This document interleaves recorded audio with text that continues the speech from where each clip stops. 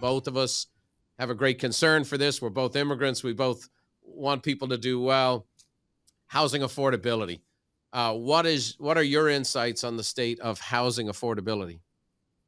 The prior chart, which shows the home construction Hmm. levels being down, especially in California, which is the reason why, we are seeing the much lower inventory and much higher prices in California compared to other states. So one has to really address about how do you get more builders to build with less regulation.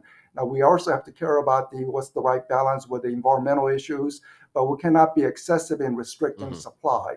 But related to the affordability is that with much higher mortgage rate, just punch the number into the mortgage calculator. All high school curriculum actually include mandatory punching into the mortgage calculator so people will be prepared in the future about changes in mortgage rate and mortgage payment. But once one do that, for a middle income family to buy a middle priced home in America, Mm. it used to be people earning $50,000, $60,000 income. Well, they could buy a starter home. That was possible in America.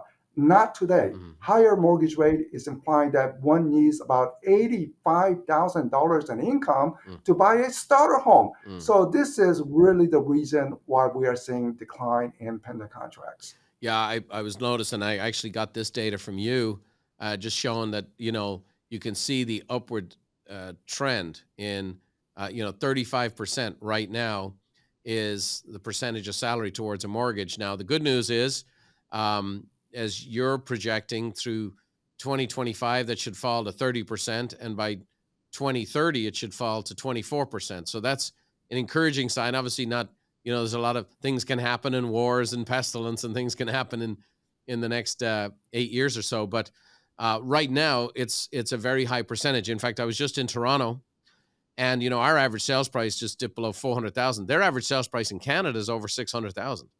And housing affordability, they're looking at ratios in excess of 40% to buy a house. And so people are really being, the house rich and cash poor. So housing affordability continues to be an issue. With that, again, let's throw in the soup. We talk about interest rates, we talk about affordability.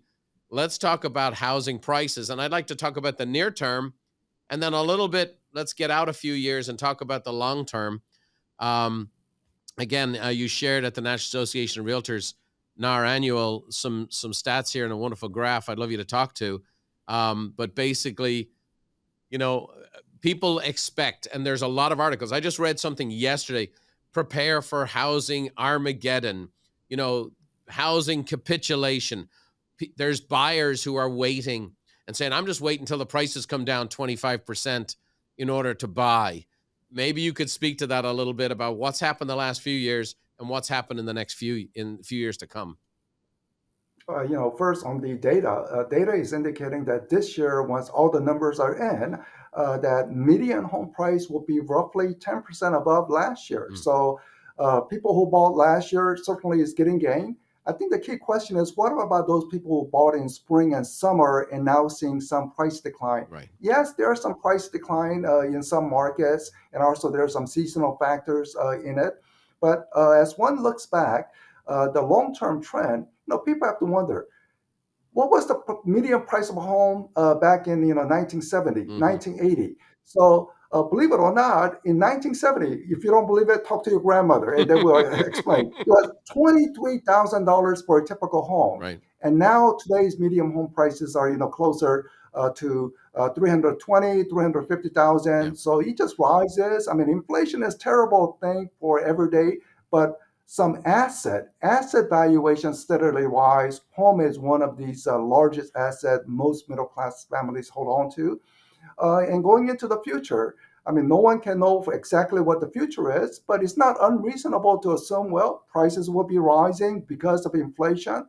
When there is an inflation, people get higher paycheck, not an improvement necessarily in standard of living, Mm-hmm. but just to catch up on the inflation. Right. Social Security recipients next year will be getting 8% cost of living adjustment. Right. So inflation is terrible, but we also have to recognize there's some growth in income, Yeah. and consequently that also leads to support for home prices. It's a strange world we live in. The politicians will take credit for giving the retirees more money, but it's because they have to, because the inflation's gotten so high.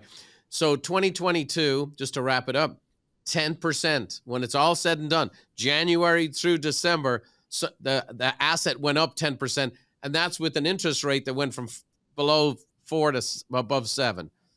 2023, in our discussions, you've mentioned, unit sales will come down about 7%, but that you're expecting prices to be basically flat or maybe even increase 1%. And then in It's 2020, a go ahead.